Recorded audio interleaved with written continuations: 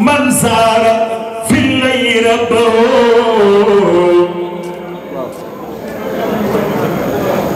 فبلغه المرهوب في كل مقصد سلام على المدفون في أرض طيبة ومن قصه الله بالفضل والمجد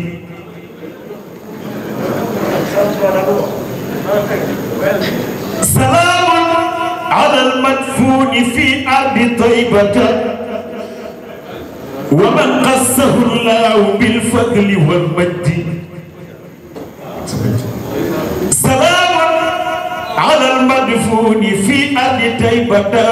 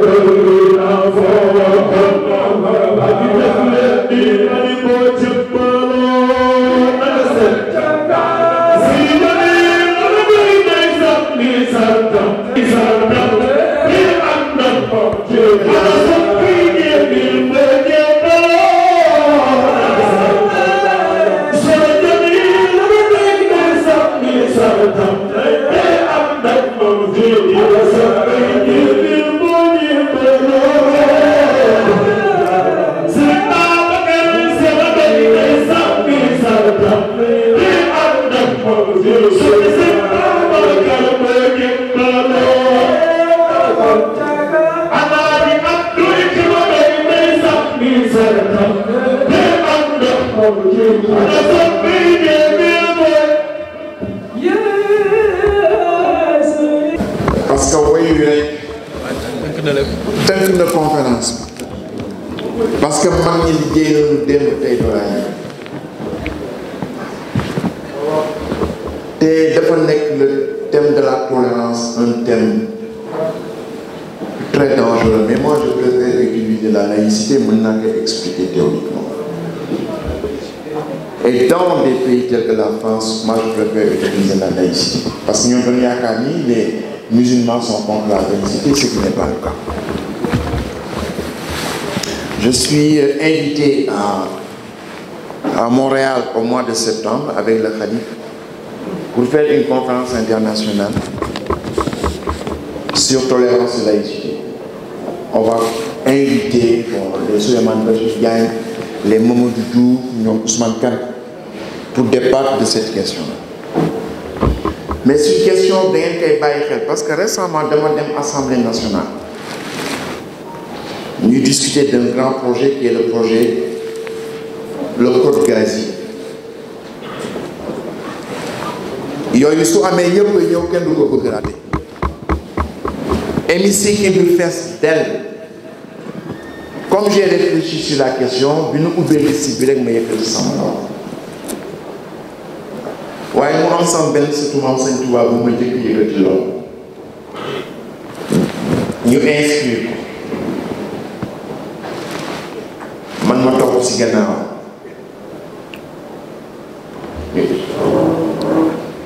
Cheikh Doli Mbacké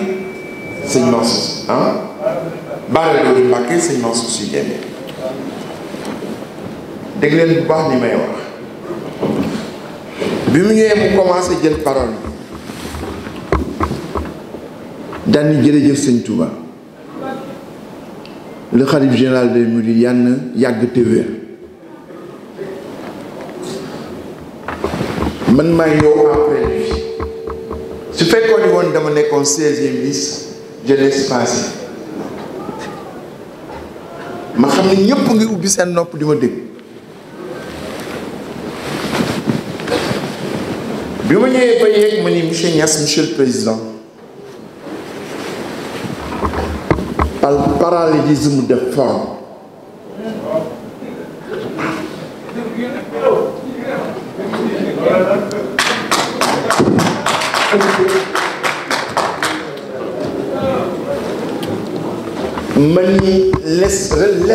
laissons dans le cadre de la laïcité et les vaches seront bien là.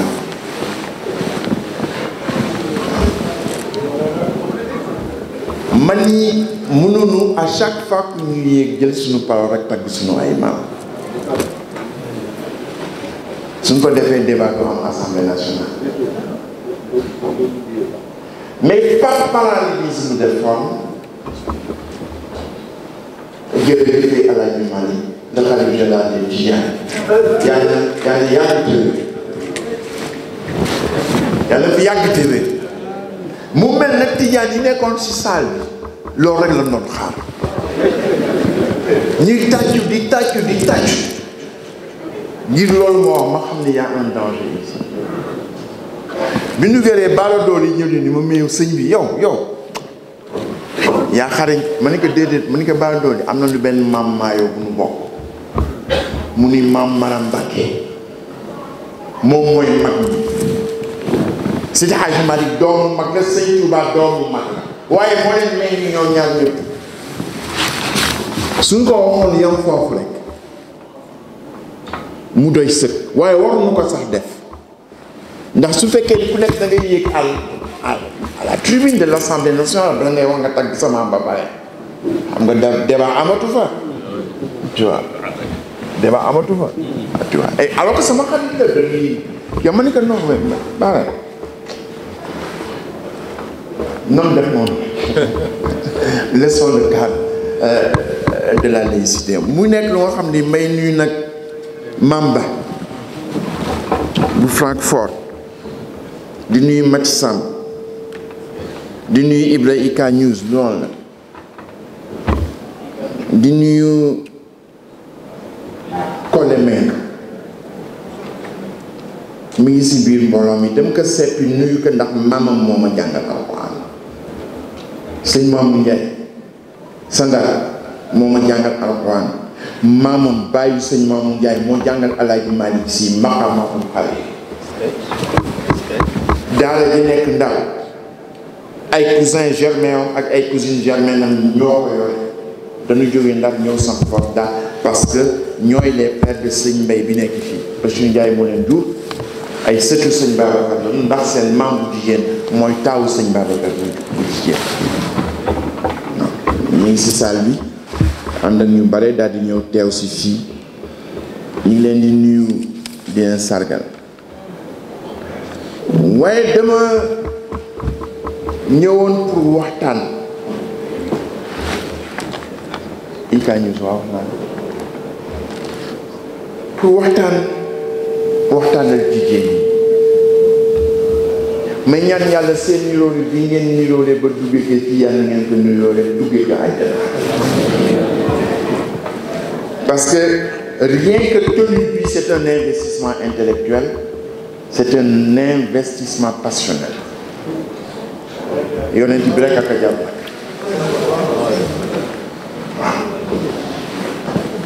yonent bi moo ko jaar ma bëggoon waxtaan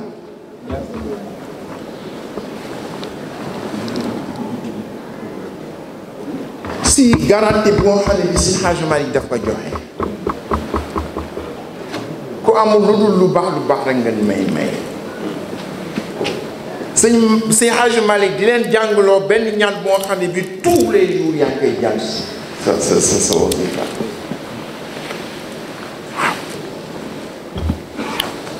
te muy garanti si yéen sadaqta ala ma qulta fi awdi diina ghariban kama fi lbaki sadaqta ala ma qulta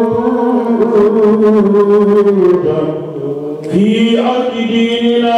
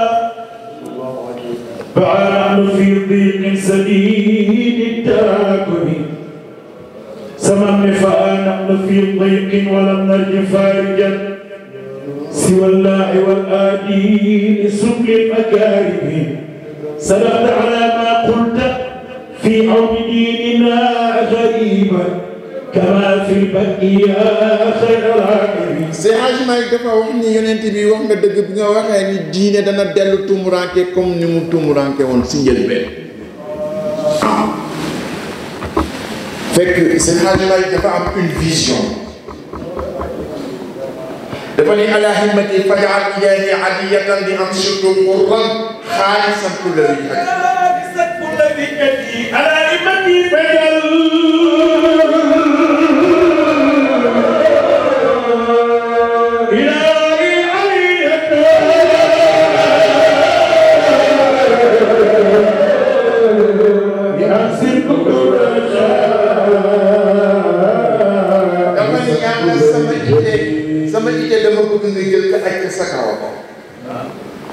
Seydi Hadj Malick mooy wax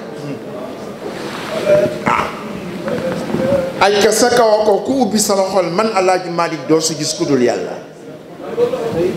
doo si gis jigéen doo si gis villa doo si gis oto bu rafet doo si gis mbirum àdduna kenn dong rek kot moom ngay gis si sama xol mu suñu borom tabaaraka wa taala te wax na ko fii bidaayati falaa budda wa qala baabal xayri yaa rabbi lam yufid li zaaka sarafnaa nahwa baabika wujhana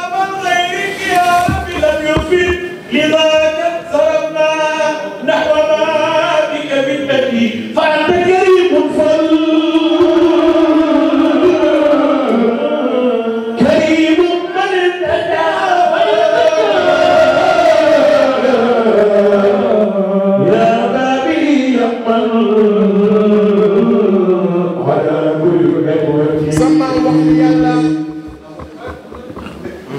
yonent bi wax nga dëgg ñoo waxee ni diine dana dellu tumuranke comme nu mu tumuranke woon ko dégg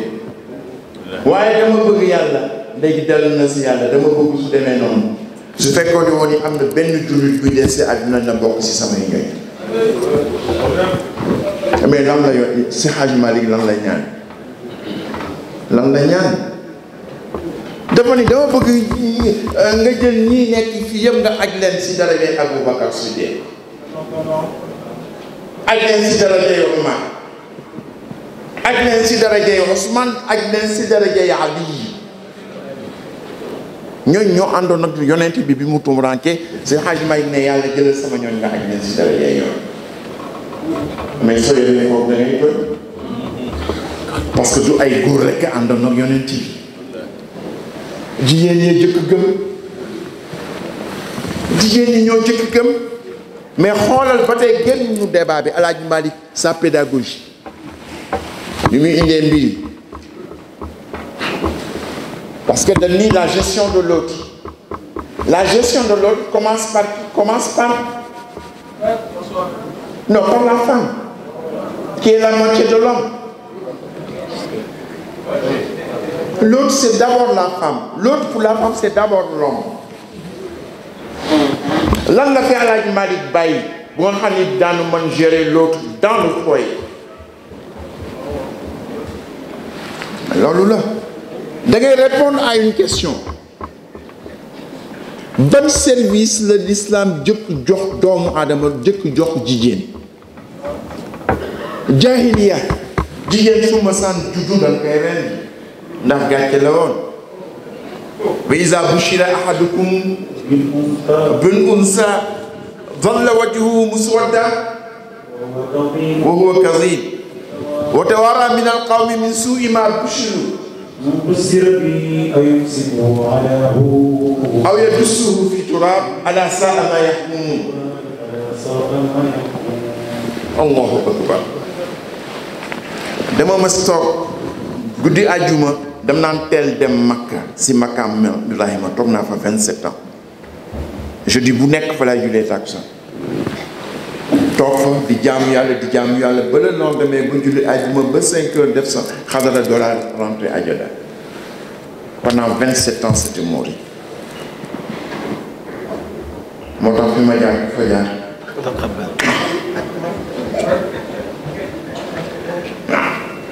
ma toog rek le président daa biddu woo ma Hadj Mansour foo nekk ma ne ko maa ngi si Makka mu ni ma Hadj mu ni ma je devais aller en Malaisie pour une conférence de l'Asie du Sud-Est qui ne concerne que les femmes toutes les ONG féminines dañ fay daje. Elle sera présidée par la première dame Madame Mahathir mais dama am benn empêchement comme yaa dirigé le département qui s'occupe des femmes dans la banque dama bëggoon nga ñëw léegi rentré Jeddah tu prends le premier avion tu vas en Malaisie. Mon discours est dans mon bureau et dans mon bureau il y a ton billet aller-retour bi daal mu ne ma jëlal discours bi nga lire ko xam naa ne tu peux faire mieux mais lu la neex changer bul wax ni jiitu président bi ñu ko laal mais changer. ma dem récupérer discours bi dem aéroport dugg ci avion bi ma duggee ci avion bi ma dee discours bi c'est le discours du président de la ville mais comme il me faisait confiance je pouvais me permettre de raturer changer etc. bi ma ñëwee li ma jëkk indi wa idal maw'udatu su'ilat bi ay zanbin qutilat waaw wa idal maw'udatu su'ilat bi ay zanbin qutilat ma indi nag iza bushira ahadukum bil unsa dhalla wajhuhu muswaddan wa huwa kadhib dégg leen bu baax li may nettali ma ñëw développé que benn réunion boo xam ne bii man rek maa fa doon boobu il y avait toutes les organisations féminines de l'Asie du Sud-Est, du Vietnam, du Cambodge, du Laos, du Pakistan, du Bangladesh, de l'Indonésie, de Singapour. Ça c'est le vécu que j'ai eu du sëriñu daara kese mooy ñëw fii di wax ak yéen déedéet c'est un vécu professionnel, un vécu international. Mais nag damay sukkandiku si sama yar fi ma yaree sama kër waaw li ma yaree foofu laa yóbbaale moo tax yenn saa yi damay toog à Singapour ñuy wax development of human capital, le développement du capital humain ki kay développé su dee wax si Hadj Malick rek ak Sëñ Touba rek lay xalaat parce que ñoom ñoo def le développement du capital humain dans ce pays. ma daal di ñëw ma bind discours bi ba mu jeex en anglais bi ma ñëwee le samedi matin dugg ci salle bi ñun ñi nekkoon ci tribune bi premier ministre bi jabaram madame Mahathir moo toog nii la ministre de la femme toog nii la ministre la secrétaire générale des affaires étrangères qui se trouve être une femme toog nii man ma den nag moom man rek ma doon góor salle bi yëpp ay jigéen ñoo fa nekk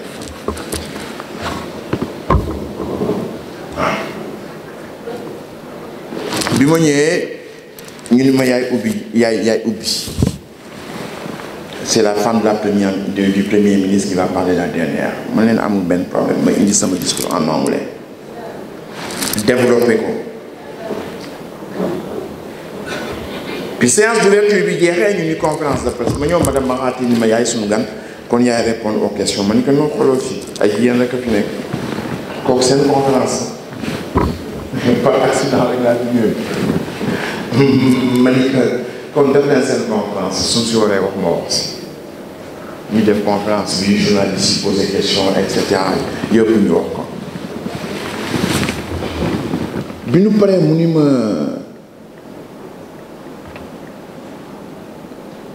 vous êtes de quel pays ma ni que du Sénégal mu ni ma ah El Hadj Diouf waxul Abdou Diouf de dama ni que je suis du Sénégal mu ni ma El Hadj Diouf footballeur la te di que ñoom Sadio Mané yooyu ñoom la ñu gën a xam ay Macky Sall ak Abdou Diouf waaw dama dem Singapour toog di lekk ñoom dañoo am ay côté yu neex nag ak benn fruit bi naan Garga Mbossé yéen a ngi fàttaliku Garga Mbossé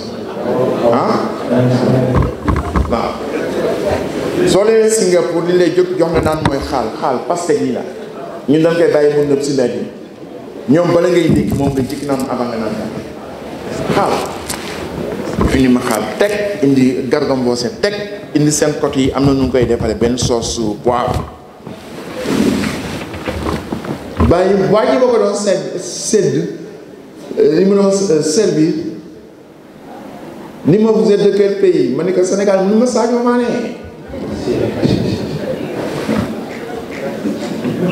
tu vois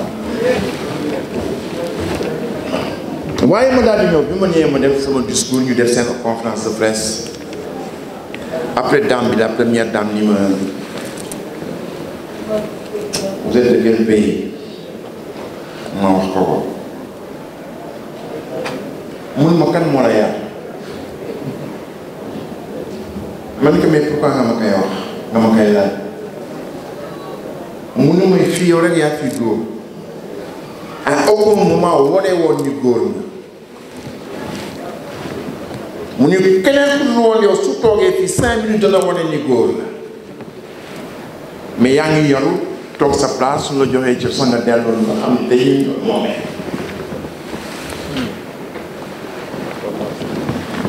mu ni ma fu mu la yaree ma ni ko benn góor bu tudd Cheikh Seydou Mouhamed Moustapha moom la yaree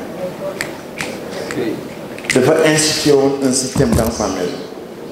man may taaw mais sama papa mën na toog te di ma gis ma koy gis te ñemewu ma dem te woowu ma sama petite sœur yi mën nañ ko yee ak 4 heures du matin mu jóg ni ngi dugg ak di génn di ko indi mais man mii taaw ñemewu ma bouger te woowu ma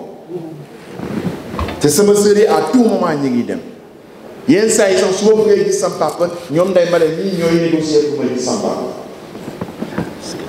te Moustapha moo joxoon jigéen ñi poids boobu su Moussa ñëw xamee daal daf daan kaas ñi ma waxtaan ak góor yi quoi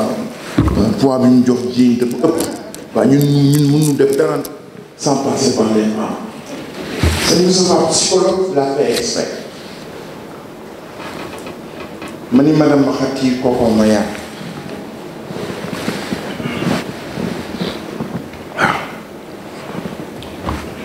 ñu daal di sympathiser et cetera ma ni que dama bëgg nga defal ma benn affaire mu ne ma lan la ma ni que le prochain sommet de l'OCI fii la en Malaisie dans un an mu ne ma waaw ma ni que comme dañuy attaquer l'islam ci affaire yu jigéen dama bëggoon rek les femmes de chef d'État durant la réunion parallèlement ñu réunir seen biir su fekkee ni seen jëkkër ñi ñi ngi nekk en séance plénière di réunir jigéen ñi réunir en part mun ma woon non kooku sama jëkkër du ko nangu mukk seen na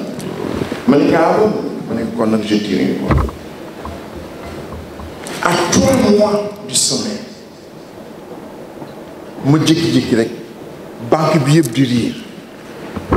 ana Mansour ana Mansour ana Mansour malaisien yëpp di ma seet ma tasante kii mun ma yow ñu ngi lay wut sànq de foo nekk ma ne ko lan la mun ma c'est la première dame de la Malaisie qui veut te parler ma daal di ñëw ni ko madame how are you mun ma sa proposition bi sama jëkkër noonu na waaw mu ni ma on va convoquer toutes les femmes de chef d'État durant le sommet ñu def suñu réunion entre nous mais benn góor du si bokk bu dul yow ah yow rek nga si bokk ah ñu daal di toog bi ñu toogee man ak la femme de Oumar Bachir ñoo bokkoon ak la femme du président de la Turquie ak la femme Bongo wala Ngeso kan moo si mayoon doomam moromam du Ngeso moo mayoon doomam Oumar Bongo wala ah Ngeso moo mayoon doomam Oumar Bongo waaw doomam boobu Ngeso la bon donc ak jabaru Oumar Bongo ñu toog si taabal bi ñuy waxtaan développer ay propositions yu bare pour vous dire dafa am un vécu boo war am pour que nga mën jël affaire yi récemment ma lire benn livre boo xam ne bii li ñuy wax ça c'est pas l'islam benn ndaw su jigéen algérienne la benn livre c'est bien l'islam le verbe est dans le flux bind benn livre am lu ko neex mu yegg si waaye aaya bii ma cité ba iza bushira ahadukum bil unsa zalla wajhuhu muswaddan mu développé ba si fin wu aaya bi ala saa ma yakun ala saa ma yahkumun ala saa ma yahkumun kooku aaya yëpp loolu yeneen aaya yëpp dañu war aboutir si aaya boobu ala saa ma yahkumun yàlla dafa ni ak ñoo bon ñuy xalaate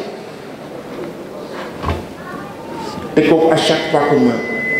ma jàng ko sama xel day dem si su fekkoon ni woon ni yàlla taxawul woon kon tey maam Jaara Buso du am sa maam Rokhaya Njaay du am jigéen ñu mag ñi juddoo ni yëpp du ñu am dañuy judd rek ñu rey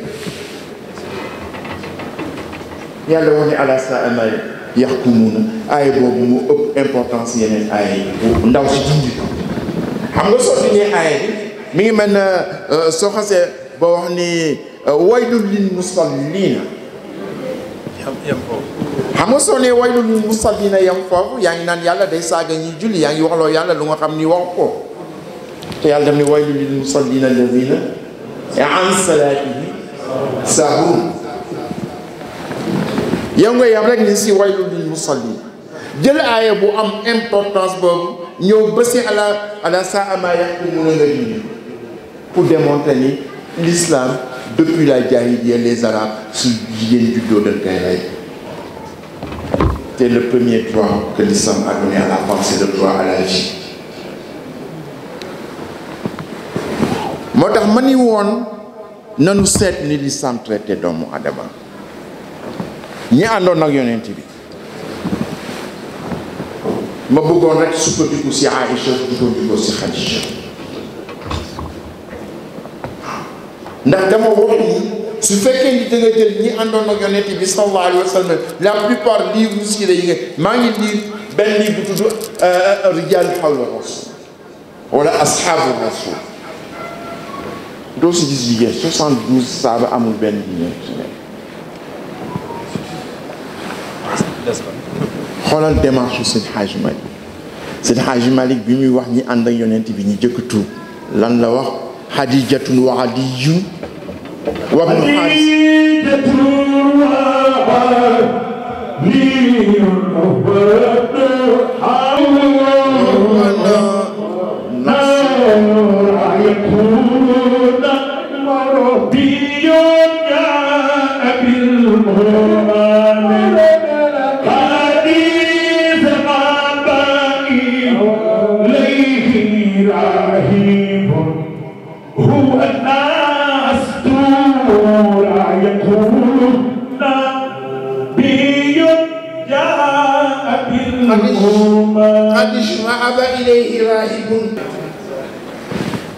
moo taxaw si barkoom sëpp gis yonent bi sallallahu alayhi wa sallam kéemaan bi nga xam ne mi ngi koy wane caru garab yi di dajaloo di ka keral labbe boobu ni kii de yonent la yonent bi noonu xaal ñëw na siira day laajte kan moo jëkk gëm yonent est-ce que Xadija moo jëkk gëm wala est-ce que Waraq ibn Nawfal moo jëkk gëm ou bien est-ce que Nostour labbe bi moo jëkk gëm wala bi mu amee bi mu jëkkee dem son voyage à Cham fi ubbi à l'âge de 12 ans kan moo jëkk gëm yonent bi sallallahu alayhi wa sallam nee na labbe bi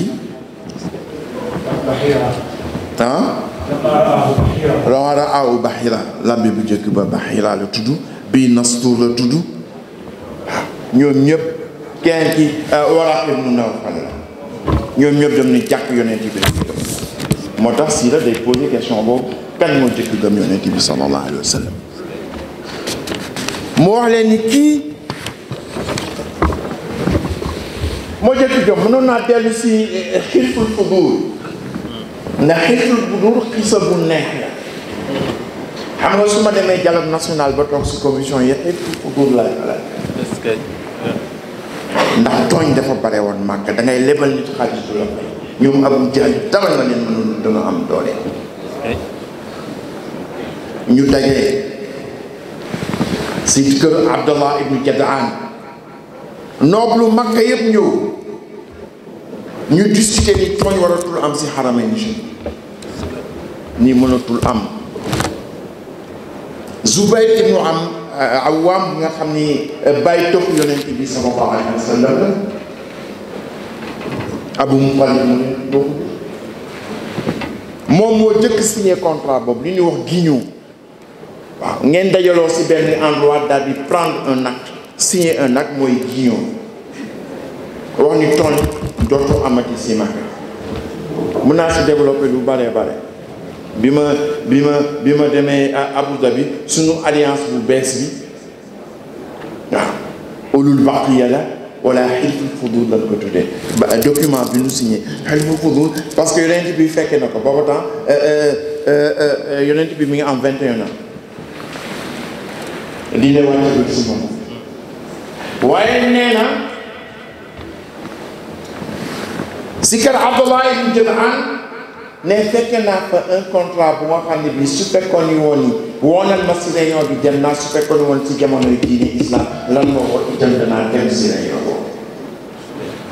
laa jàmm rek moo tax bu ñu ma woowee si dialogue national ñëpp naan ma bul dem dul dem ma leen damay dem du ma d'accord ak ñoom si lu nekk waaye quand même danaa fekkee fu ñuy na seeg di noccee ma fekkee yonent bi ni su fekkee woon da nga ko woo ci lu demee noonu si jamono yi islam dana lu boobu temps yonent bi mi ngi am 25 ans foofu la jëkkee gis yonent bi Sayyidatuna Khadija xoolal dama bëgg cof si Sayyidatuna Khadija cof si Sayyidatuna Khadija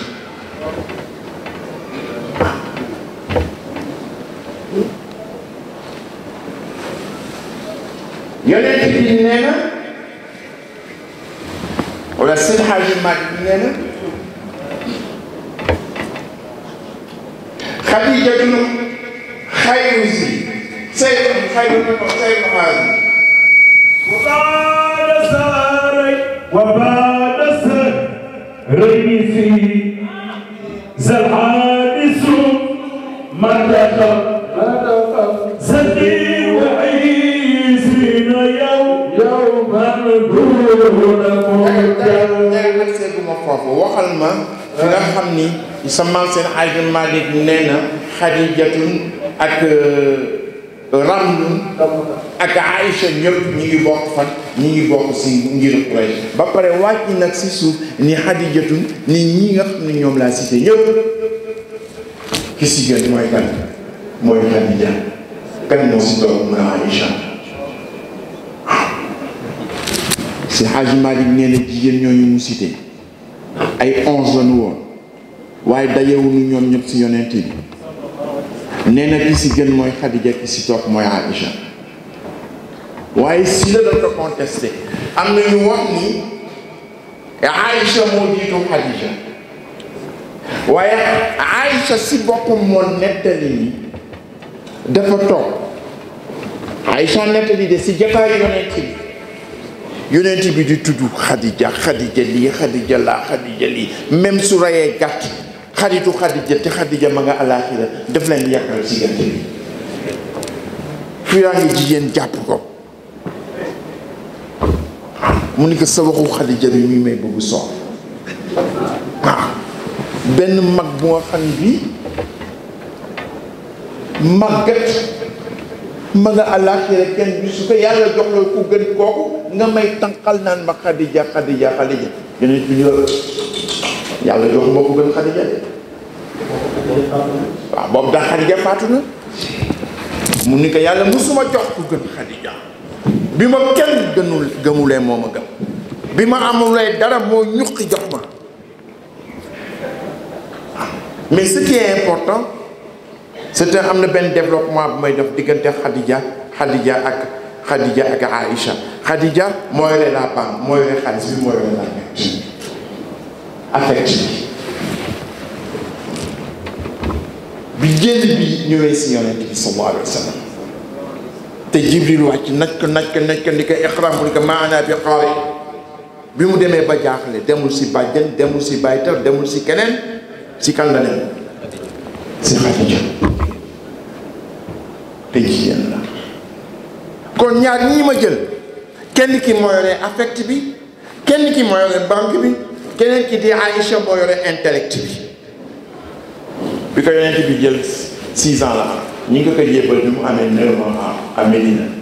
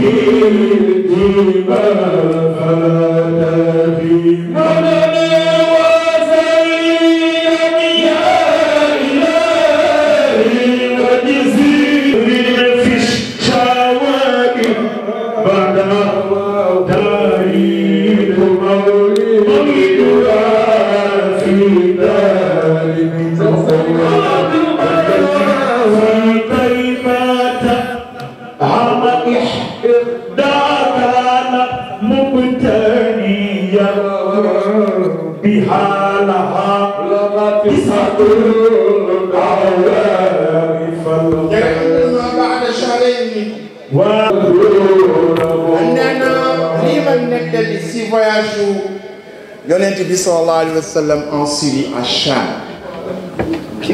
au service de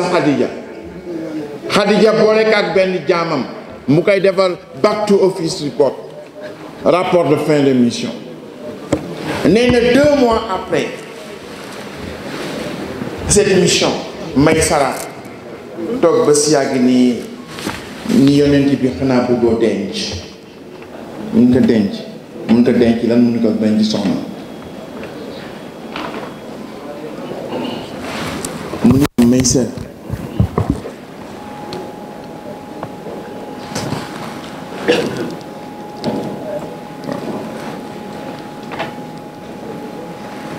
kan laay denc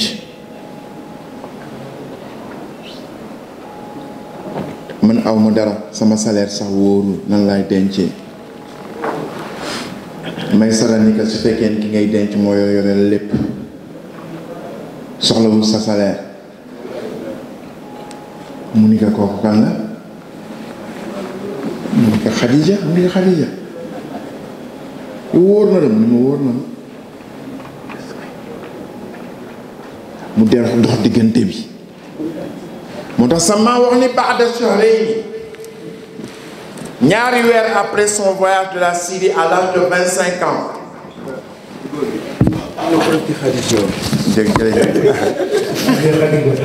maa ngi ñëw si Aïcha borom Aïcha yi na ngeen préparé a commencé wa jërëjëf waaw mu ni ka Khadija moo tax sa maam ni 2 mois après ce voyage là et 25 jours may nañu Khadija yonent bi sallallahu alayhi wa sallam alors que Khadija avait 40 ans yonent bi avait 25 ans 15 ans de différence waaw mu ni xayaataha xayraha al muxtaaru lam yakumi nee na tant que Khadija gi doon dund yonent bi sallallahu alayhi wa sallam benn gabar jooju dong muy sayyidatuna Khadija moom la waaw moom rek la tokkoon inna saxiixa allazi al-jamhuuru fiihaa ma'an inkaahuhu fi bayi min duuni ma amul benn doole rek nee na yonent bi mu amee 25 ans la takk Khadija te 25 ans yi amul benn doole te loolu mooy li nga xam ne mooy takk na ko à l'âge de 25 ans mais kan moo ko may Khadija innal muzawwijat qaalu lahum innal muzawwijat qaalu abkiya atuhaqil wa libasa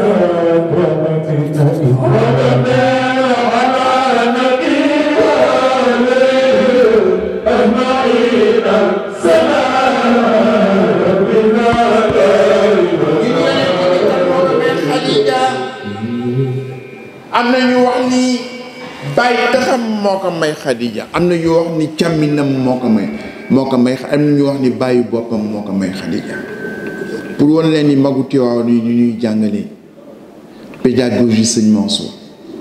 Mansour fii si dëkk bi la ma jàngale dëkk bi si la ma jàngale xilaasu dahab si la ma jàngale nuuniya si lu doy waar mu feebar mu ni naa ko indi demandeel ma Ousmane Seck bi nekkoon à la banque Sami développement 3 mois ma ñëw indi ko ba benn bés mu ni ma xam naa dégg nga arab waaye sama téere maam bi kenn du ko tooñ mu ni kaay ma jàngal la ko mu ni ma ndax borom téere bi El Hadj Malick si boppam daf daan wax naan kañ laay dégg sama téere bi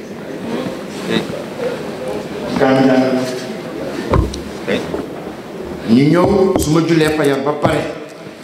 mu tegal ma bind ni ma ni sëñ Babacar doon def digganteeg man ak sëñ Cheikh suñu julee tisbaar ba pare à 14h mu ñëw mu tegal ma bind noonu laa bëgg def ak yow fii laa jànge xilaas ba mu jeex fii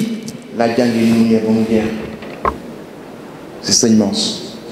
fii laa terminé sama du ray di fii laa jafe sama maqamatul xarit fii à Sarcelles amoon benn borom xam-xam bu rëy ñu naan maska fekk commencé naa ko tàmbale naa ko si sëñ Mamour waaye bi ma amee sama bac ma ñëw fii bëggu moo nag ñàkk sama arxuwaan bëggu moo ñàkk li nga xam ni sëñ Mamour jàngaloon na ma ko ba fii si Sarcelles Gonesse fa laa terminé téere yooyu waaye 40 ans après ma dellu si waat fekk sëñ Mansour tëjee ak moom su man maa koy jiite fajar maa koy jiite julli juróom maay tudd doom maay joxe wér maay tuubal maay ubbi wasifa maay ubbi xadratu juma yépp man maa koy jiite julli juróom suñu julee fajar ba pare rek ba def suñu wasifa mu tëj ma bu ñëwee si bayti bi inal muzawwija mu ma danaa la ko firi bu neex a neex mu ni ma soo accès si béykat bi danga naan sëñ Mansour si borom daara ji kan moo ko may soxna Fass si Mansour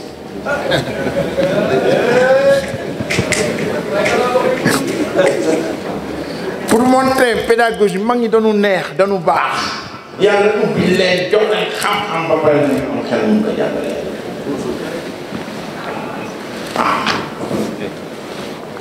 mu ni ma soo ñëwee si béykat bi danga naan sëñ Mansour borom daara ji kan moo ko may soxna Fass si innal muzawwija qaalul am na ñu wax ni bàyyi tëxam sëñ Babacar si moo ko may am na ñu wax ni càmminam sëñ Moustapha si moo ko may am na ñu wax ni bàyyi boppam Mansour Ba xaw moo ko may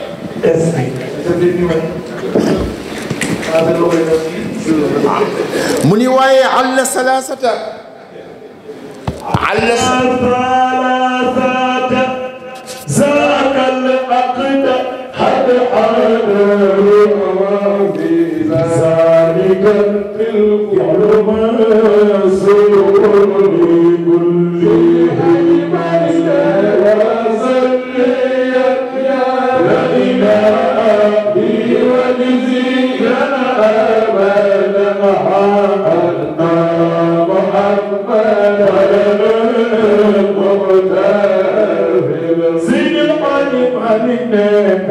على السماء ستزا الحق حق الحذر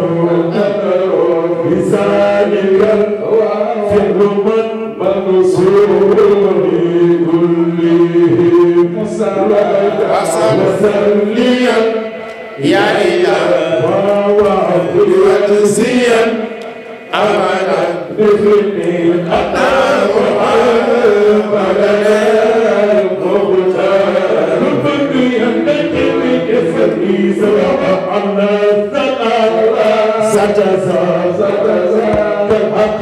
حق حق حذروا لذلك الفعل منصور كل وسليا ولا اله وفي وجزيا ابدا ومن اتى محمدا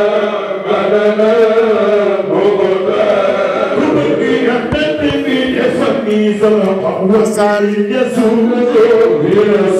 لرسول الله أو لما نفيسة فتسيس غير مطهر وسليا يا إله وجزيا أبدا مثلني أبدا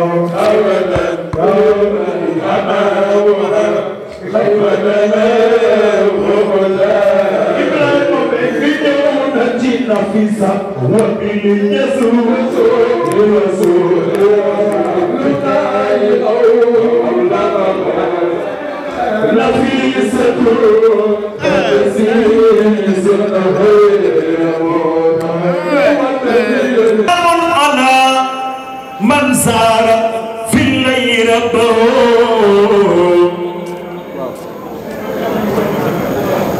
فبلغه المرهوب في كل مقصد سلام على المدفون في أرض طيبة ومن قصه الله بالفضل والمجد